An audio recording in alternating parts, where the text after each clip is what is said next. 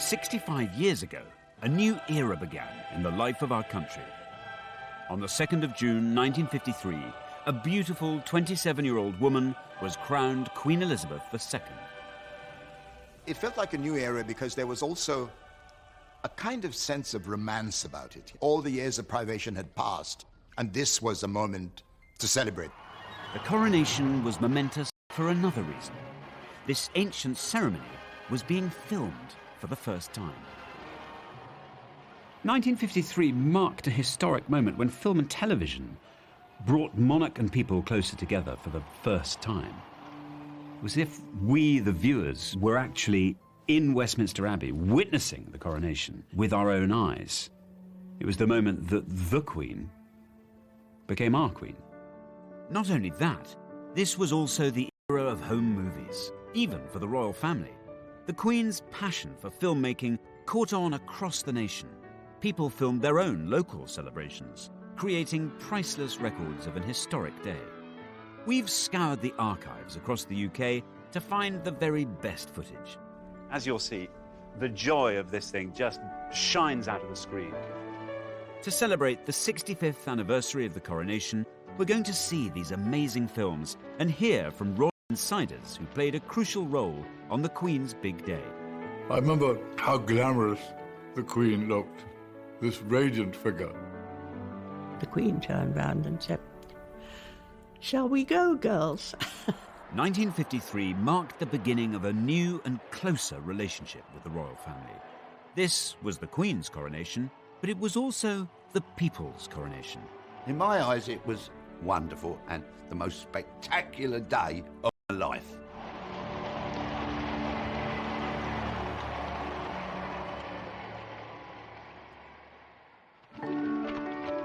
The coronation of Queen Elizabeth II was a day of national celebration, a moment of glorious technicolor after the dark days of the Second World War. The romance of the coronation captured everyone's imagination.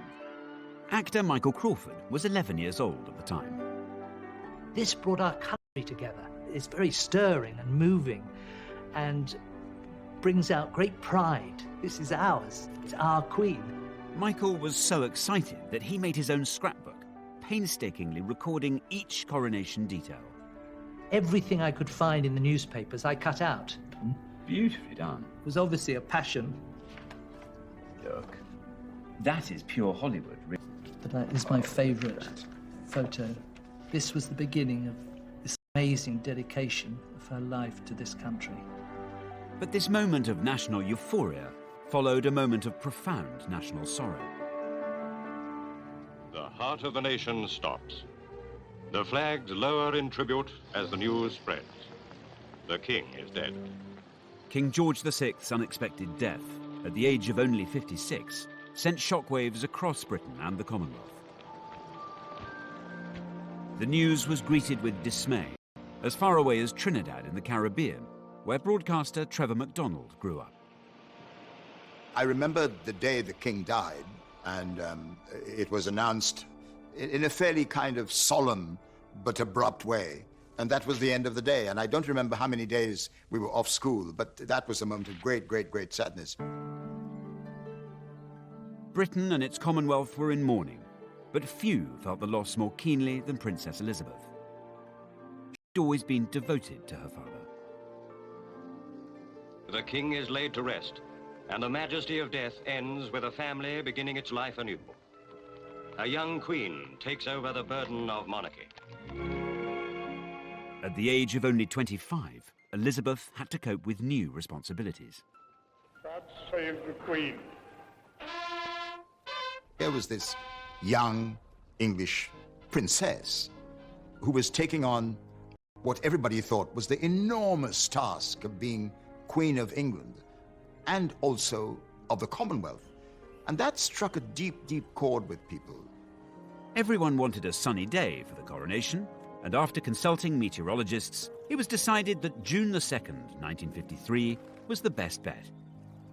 As soon as the date was announced, coronation fever began to grip the country. Actress Alison Steadman was 6 years old at the time. I grew up in Anfield, in Liverpool. It was a small house, but we had 3 bedrooms, little garden at the back, where my dad grew vegetables and rhubarb. There was still rationing when I was a child. There was a lot of bomb sites. The build-up to the coronation was so exciting. I probably would say it was one of the happiest periods of my childhood.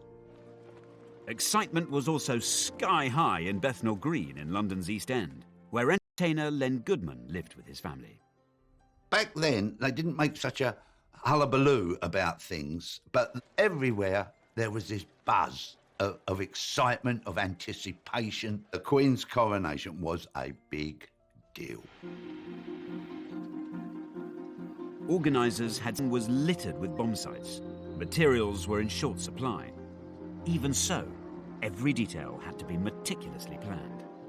Models were built to show the Gold State coach would travel from Buckingham Palace to Westminster Abbey. English monarchs had been crowned here since 1066. The Abbey normally held 3,000 people. This time, it would have to accommodate 8,000 guests. At the beginning of 1953, in fact, literally on the 1st of January, Westminster Abbey closed its doors to visitors so that it could transform itself, the greatest transformation in its history. Railway tracks were laid down here so that materials and supplies could be whisked into the Abbey. And bit by bit, scaffolding grew up these pillars here. Eventually, there'd be huge banks of sitting here. But interestingly, of the whole area of the Abbey, all attention was actually focused on this tiny area here, the intense, sacred focal point of the coronation itself. This is where the coronation chair sat, facing the altar. The coronation was an ancient religious ceremony. How much of it people should see was a big issue for everyone involved, especially for the people at the heart of the ceremony, like the Queen's maids of honour.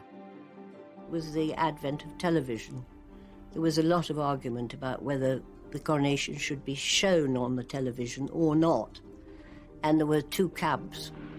In one camp were establishment bigwigs, including the Archbishop of Canterbury, the Prime Minister, Winston Churchill. They wanted a private ceremony. In the opposing camp was a moderniser, the Duke of Edinburgh. He was in a powerful position, both as the Queen's husband, but also as the chair of the commission overseeing coronation preparations.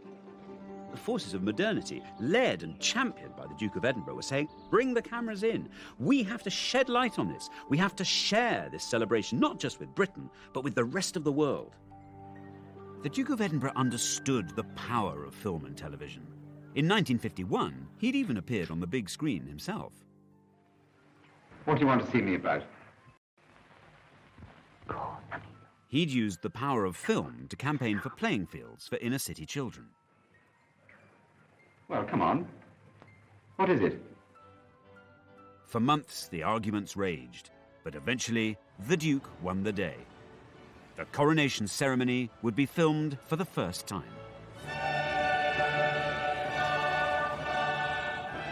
It was nothing less than a royal revolution. The Queen's coronation was one of the most dazzling events ever staged. You know, seeing a crown with those jewels on and those clothes and the golden carriage, it was... The sense that these were exciting times. Newspapers called it the new Elizabethan age. We were looking to the future. We had this, you know, lovely princess who was now becoming a queen. So life was going to be good. This new age would start with a burst of pageantry. Each detail was painstakingly rehearsed. The Queen's young cousin, Prince Michael of Kent, took part in the practice runs for the big day. The coronation was the most extraordinarily exciting thing, especially for a small boy of about 10 or whatever I was. When we all knew the coronation was going to take place, I was at prep school in those days, and we talked about coronagas and how splendid it was and what fun it was. The rehearsals were splendid because I had to walk, as did most of my family, the whole length of Westminster Abbey to get to our pews. And, of course, to start with, the rehearsals were in ordinary clothes. And then as you got nearer to the day, you found yourself in all your finery. Now, I had a very, very smart kilt outfit. Rehearsals were daunting, especially now the ceremony was being filmed. It was particularly nerve-wracking for the 6 young women who'd been chosen to accompany the Queen, her maids of honour. In some ways, it felt quite frightening, but as the time got nearer, I became even more frightened when I discovered it was going to be filmed worldwide.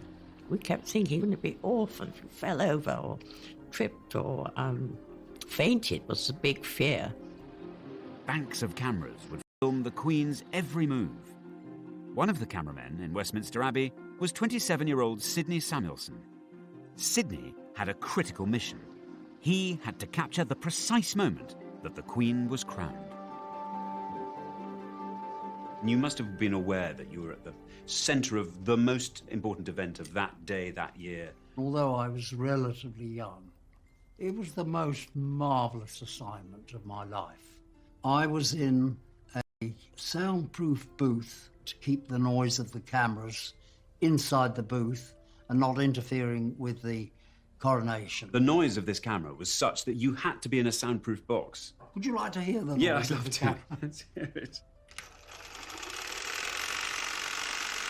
What do you think of that? I see. It's not ideal, is it? Every cameraman in the Abbey, they'd never done anything like it before in their lives.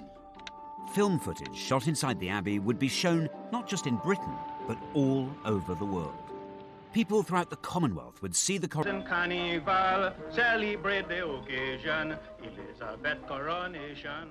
Trinidad was a colony, and it was very, very British. And news of the impending coronation was a time of great, great anticipation. The national anthem was being played everywhere. People in England referred to the Queen of England. We thought she was our queen. If the Queen was important to the Commonwealth, then the Commonwealth was equally important to the Queen. She even had its floral emblems sewn into her coronation dress. The public were fascinated by the details of the Queen's coronation wardrobe.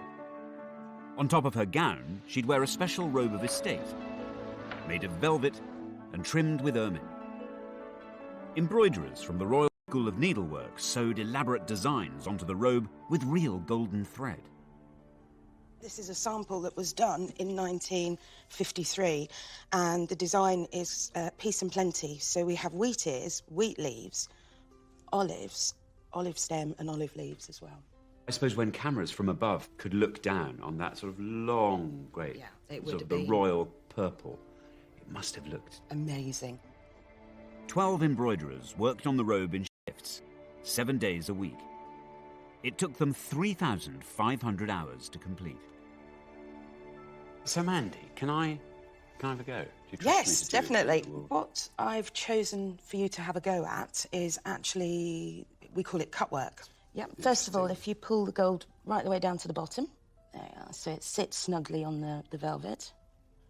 And then take your needle down in position the other side. And down it goes. Once you've been doing it quite a while, the needle will come up exactly where you want. There we go there.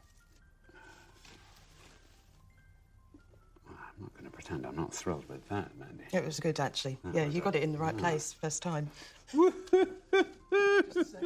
There's an embroidery in you. The filming of the coronation created additional challenges.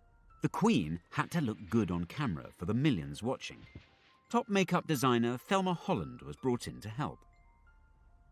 My mother had to get samples of the red robe that the Queen was going to wear on her way to the Abbey and the purple robe of estate that she was going to wear after the coronation, and produce the makeup and, much more important than anything else, the lipstick that she was going to wear, which would clash with neither and match both.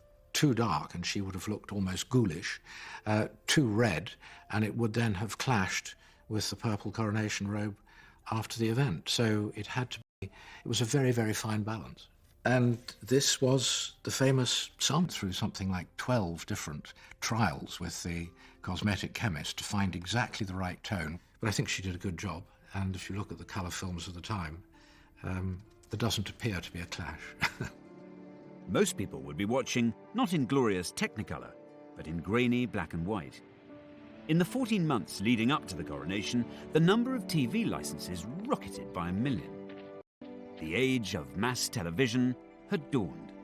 We were the only home in the street that had a television. It was purchased specially for the Coronation. I think it was a 14-inch. And it had two knobs. One was the off and on, and I don't think we ever discovered what the other knob was for. It was, oh no, don't touch that knob. Don't touch that. And you got this terrible grainy picture, you know, like you're looking through a fog. There's nothing now that's a gadget or whatever that would equal the excitement of this television coming in to our house. Other newfangled devices were capturing the imagination. As Coronation Day approached, home movie cameras were all the rage. People began filming the build-up to their local celebrations. And there now exists a fabulous archive of films from up and down the country. I've looked at scores of them, and I think this one from Aberfan and Merthyr Vale in Wales is my favourite. It just has such an exuberance about it, such eccentricity. I mean, in some places it's just plain odd. But apart from anything else, the heart of the thing just shines through. It's wonderful.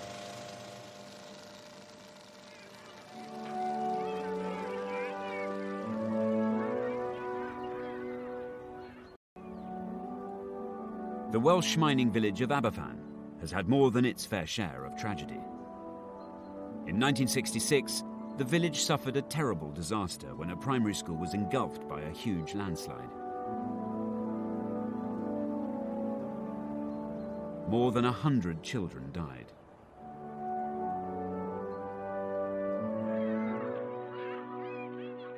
But the Coronation film is a record of an earlier and happier time. Well, I think I might have found a couple of people who actually appear in the film. So I've come here to Aberfan to talk to Chris and Eileen, who are going to tell me a bit more about this place. But also, I really want to get the inside track on what exactly happened, what it was like on that wonderful day of celebrations back in 1953. I'll go for this. Hello.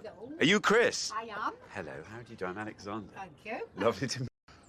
So why do you think everyone was so excited? What was it that you were excited? Was it everybody coming together, or was it... Oh, it was lovely. And everybody decorated their windows, and there was a competition for that. And everybody put flags up. And the comical thing was that we saw some really funny ladies. And in the middle of a couple of the lines, they'd put their big bloomers up. In the middle... What, in the bunting? Yes. You'd have triangle, triangle, triangle, bloomers, triangle... You'll never... And everybody used to be laughing. And it was really funny, you know. We had a lot of fun. And there was the Queen. I was an attendant to the Queen. Our local farmer, Donald, he gave us the... Well, he drove the tractor and they decorated it beautiful.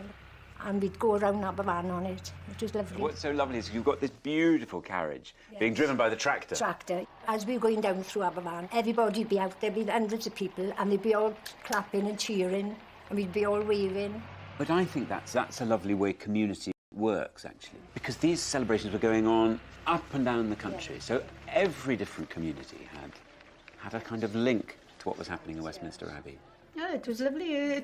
You was like felt if you were there anyway, weren't you? Really, you felt if you were. Exciting. If you know, the only thing was missing was her.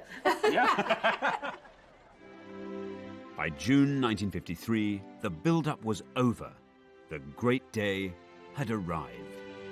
Can you imagine what must have been going through the mind of this young 27-year-old woman on the 1st of June 1953, the coronation now just hours away? Because behind all the pomp and the pageantry was a very simple, very solemn ritual that would be enacted. It would mean that the young woman who walked into the Abbey behind me would then emerge as Queen Elizabeth, forsaking normal family life with her 2 young children, a young husband, and dedicating herself to country and Commonwealth. And as if that weren't enough, doing it in the most visible and public way imaginable. Millions waited with bated breath for a day of pageantry, the like of which the world had never seen. Just like Christmas, but more so, really. It was like Christmas with knobs on. The 2nd of June 1953, Coronation Day, had arrived. But not for the first time, or the last. The weather forecasters had got it wrong. Well, wouldn't you know it, the 2nd of June 1953 dawned chilly and wet, but that was never going to dampen the spirits of the 30,000 people who'd camped out throughout the night in order to catch a glimpse of the Queen the next day. And then throughout the morning, hundreds of thousands of others flooded into London, because by mid-morning there were 3 million people here in central London to witness this event for themselves. And then kings and queens and 750 broadcasters were broadcasting in 39 languages to take the event global. For millions of children, the countdown was over. From the moment I woke in the morning, it was exciting. It was like, oh, hurry up, hurry up, hurry up. You know, we want the party, we want the games, you know, we want to watch it on television. One group of children had an extra reason to feel excited. Choristers from St. Paul's Cathedral were singing in the coronation service. The boys would be in the Abbey for 7 long hours, with no chance even to nip to the loo. We were given sandwiches, and they were peanut butter and marmalade in the same sandwich. So hang on, and these were partly to keep your pangs of hunger at bay, and also somehow to blot you up. Well, mind you, we did have cast iron bladders in those days, I think. I'm certain you did. Scaffolding pipes came in very handy with our feeding, because, of course, we had banana skins. Of course, you just feed them down. We just dropped them down the scaffolds. You didn't? Yes, we did. God. Yes, even you. And he was meant John, to be head boy, I'll have you know. The coronation was now only a few hours away. In Buckingham Palace, the Queen was making her final preparations. Royal makeup designer Thelma Holland was with her in the palace. The Queen said to her, "It's such an important occasion for me that I would rather that the least number of people should be fussing around me before I go off to the Abbey. Do you think I'm capable of doing my own makeup?" And my mother said to her, "Yes, Mum, I'm sure you're perfectly capable of doing it." And the Queen then said to her, "I would like you to be here just in case." She did her own makeup for the coronation. I think it was such a momentous occasion for, what after all was a young woman. And the idea that she had a moment to herself on her own would have been extremely important to her. By 9 o'clock, coaches were assembling at Buckingham Palace to take the great and the good to Westminster Abbey, including Prime Minister Winston Churchill. The Queen's young cousin, Prince Michael of Kent, was waiting with his family at the palace. It was a foul day. It rained the entire day long. It was cold, it was miserable, it was wet. From our point of view, it was a wonderful opportunity to have a very large assembly of cousins who came from all over Europe. My mother, Princess Marina, and my sister, Princess Alexandra, and my brother, the Duke of Kent. All 4 of us who were doing the street lining were very impressive, because it was it's quite a long way to Westminster Abbey from Buckingham Palace. There was an enormous crowd, and they had periscopes, a lot of them, which were strange-looking devices, where you looked through a viewer, and you then went up, and there were just 2 mirrors, one there and one there, and you could look over the heads of the people in front of you and see what was going on. And so you had a forest of these rather strange-looking things, which were sticking out from the crowd. 3 million spectators lined the coronation route. In the crowd was actor Michael Crawford, who was 11 years old at the time. Huge numbers of people. Do you remember that? So where did you watch the... We went to the Mall. Oh, you were there? Yes, just here. Just here. At the foot of these steps on the Mall? Yeah. And you see thousands of soldiers, and it's the pageantry and the uniforms, the regalia, and the noise of horses walking by, and people's kindness of helping kids to see. Policemen were lifting them up and holding people, and there was this extraordinary spirit. As throngs of people on the streets of London strained for their first view of the Queen, millions more gathered in living rooms to watch the greatest live broadcast ever seen. All the kids were sitting on the floor. Then my nan and all those oldie ones, they were in chairs, sitting round. All the mums and the dads were standing There was people looking through the doorway. So, to millions of viewers in Great Britain and Western Europe came pictures of a ceremony and a scene which they will never forget. It was mesmerising. The Queen's carriage was due to leave Buckingham Palace at 10:26 a.m. precisely. You can imagine the build-up, the excitement. A great deal of hustle and bustle and fiddling around and making sure things were put on the right way round. And I remember how glamorous the Queen looked, this radiant figure. The Queen travelled to Westminster Abbey in the Gold State Coach. It weighed a mammoth 4 tons and had been used in every coronation since George IV's in 1821. The horses that were used to pull the coronation coach were 8 greys, which came from the Royal Mews at Buckingham Palace, and I don't think there are very often occasions where 8 greys pull a coach. You have to have as many, quite a hidden responsibility. I think it has any brakes, for example. And of course, my granddad, who was a bit of a lad, he would be doing a running commentary. He'd be giving us all the old, oh yeah, well, of course, the coach, he'd go. Yeah, the coach, blimey.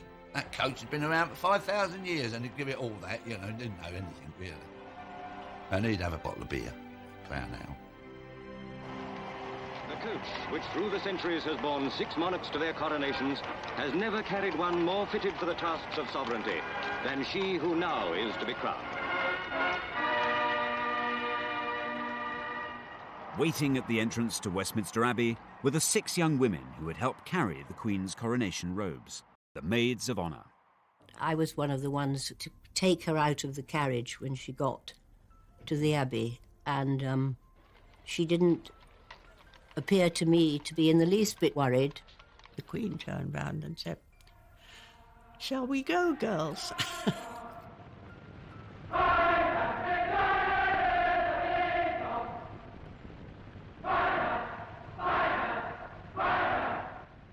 It's just dazzling. The colours were so beautiful, mainly scarlet and, of course, white for the ermine, and women had all had their best jewellery on, and tiaras, and beautiful music. And whenever I hear that music, I feel, you know, pricking in the eyes and catching in the throat.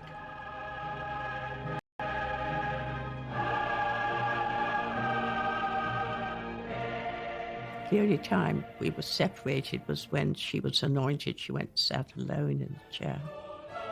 Anointment was the spiritual heart of the coronation. This sacred ritual dated back 3,000 years. The monarch's head, hands and chest would be crossed with holy oil. The anointing was so sacred that the cameras were not allowed to film it. And here, in the most mysterious of the rites of coronation, the Archbishop anoints her with holy oil and consecrates her to her great office. A gold canopy was held above the Queen, shielding her from view. To me, it was incredibly moving because she was giving up her life. She looked vulnerable and young, and one felt that she was taking on a huge burden. Once they'd done that, they put on her robes again, and then the crowning took place. Filming the crucial moment when the crown was placed upon the Queen's head was the shot assigned to cameraman Sidney Samuelson. The last and grandest symbol of all to see. I knew that that was the key shot, so I prepared for it. And I wound up both springs to their maximum. When I got to the end of this, it was fully wound, just before I heard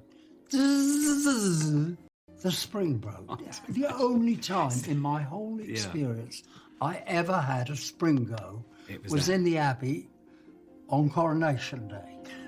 Isn't that ridiculous? Down on the floor of the Abbey, trouble was also brewing for the Maids of Honour.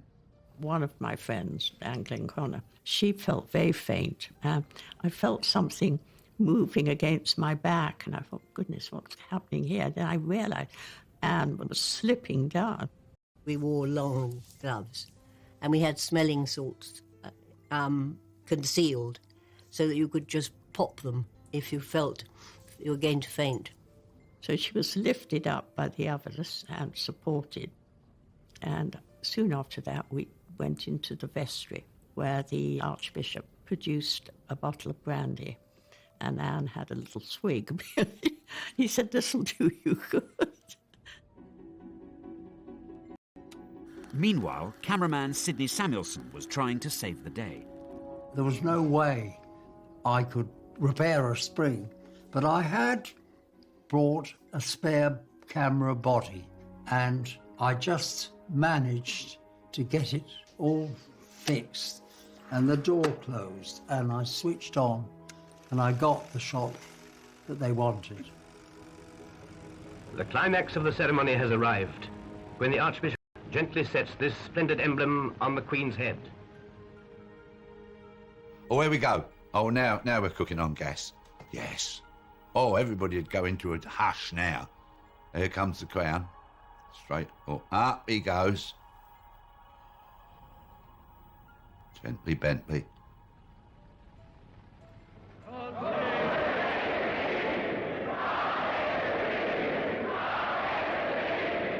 And the trumpets sound.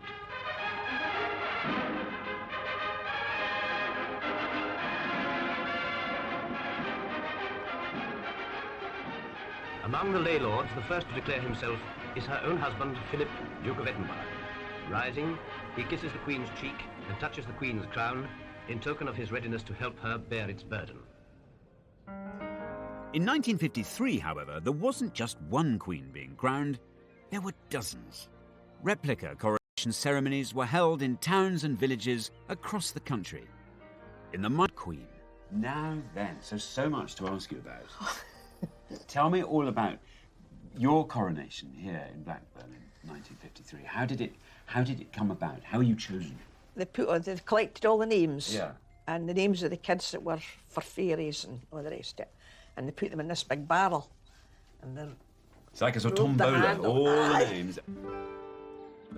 Christina's big day was captured in beautiful colour film. It's a record of the pride which Blackburn took in its royal celebrations. In the weeks leading up to the coronation, a local schoolmistress put Queen Christina and her entourage through their paces. What happened in the rehearsals? What were you taught? everything. I taught you how to weave and... Show me your wave. That's the wave. Have I got it right? Oh no, I haven't got the. No, I've not nothing. Oh right, three. God, I'm not sure. I couldn't be queen. Can't. And she had you waving. What else did she get you to do? Walking up the stairs. What? I'd walk up the stairs regally. Regally. So when it got to the day, I mean, were you? You must have been really nervous. Yeah, well, we're getting quite excited about it. Yeah. How many people were there? Oh, there were hundreds here. And then this is the proclamation. Oh, look at that. There it is. The townsfolk and good neighbours of Blackburn are desirous of having a queen to rule over them in matters of joy and festivity during her reign of office. Therefore, it is now appointed that she be crowned Gala Queen in the presence of her subjects who will pledge their loyal devotation and willing service. I could do with more of this queen stuff.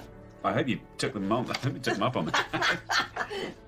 You had become the queen, really, hadn't you? Yes. Your job was to go out and you now had to go off and Yes. shake people's hands Yeah. and... You're the queen for a day. Blackburn's film shows how local communities shared in the national celebrations hundreds of miles away in London. The televising of the coronation helped to forge a new and closer relationship between the Queen and her people. I think us all sitting there and talking about it made you feel more a part of the whole thing. But to all intents and purposes, I know we're sitting in E3, but we are watching Westminster Abbey. We're watching it. You know, we're there. Wonderful. With the official coronation over, Britain was about to have the most almighty celebration.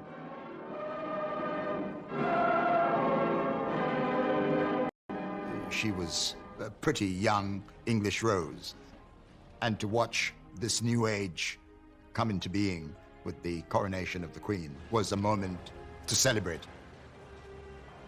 It was a wonderful day and a wonderful occasion, and amazing to think we're here all these years later. The coronation of Queen Elizabeth II took a mammoth 3 hours. But by early afternoon, the ceremony was over. She was smiling like anything.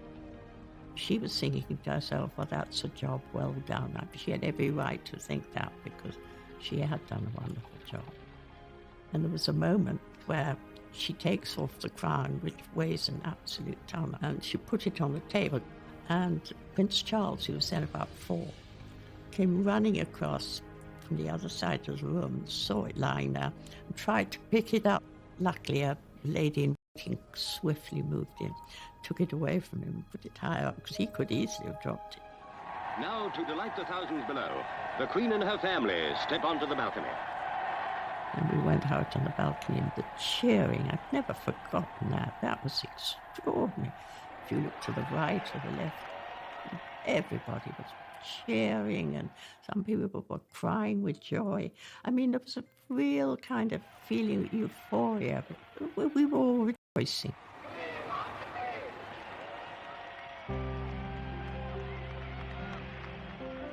Coronation Day in Buckingham Palace had formally ended. But in the East End, the party was just beginning. Now look at this. Hey, hey? Look at this. Elizabeth R, 1953. That is the photograph of the kids in Bethnal just before we get sat down to the banquet. There's me, little Lenny boy, and the rest are just the street kids of our street. Prime Minister Winston Churchill had lifted sweet rationing in time for the coronation so children could tuck in to a sugary feast. We all had to sit down and then sang God Save the Queen, and then off we went with the food. And course after course. It was, honestly, it was like a tasting menu. Oh, salmon, sat up, yeah. Salmon sandwiches, how posh. Gorgeous. Coronation Day was drawing to a close in Britain, but on the other side of the Atlantic, anticipation was still building. At London Airport, Royal Air Force Canberras were warmed up and waiting for a 5-hour transatlantic dash. Yes. 85 million Americans tuned in to watch the Queen being crowned.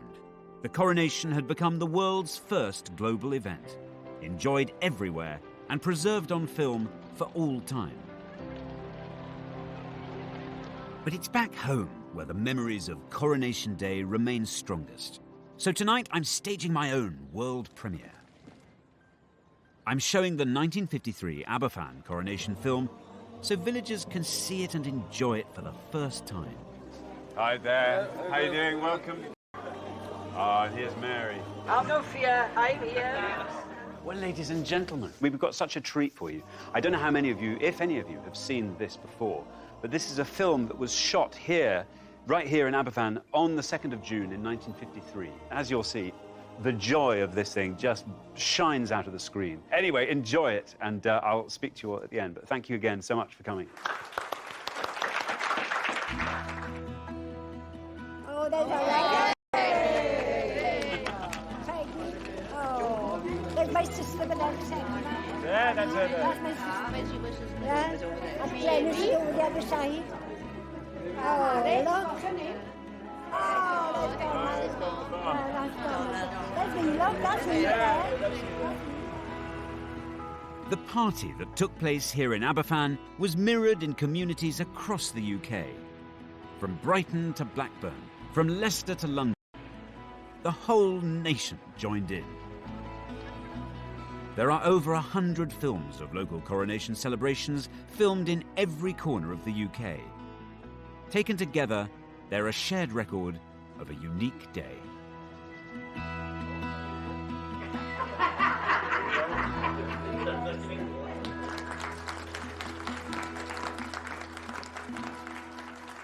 Now, splendid, solemn and glorious though everything happening in Westminster Abbey was, it occurs to me that something even more magical was happening up and down the country. Communities were taking this as their signal, just to fling their souls into something so joyous, unabashed joy, of a kind that you still feel the warmth emanating down the years. It's 65 years later now, and of course the world has changed. But one thing I've found up in Blackburn, here in Aberfan, is that that strong sense of community that was brought alive by events such as the Coronation is still alive and strong, and that is surely something to celebrate.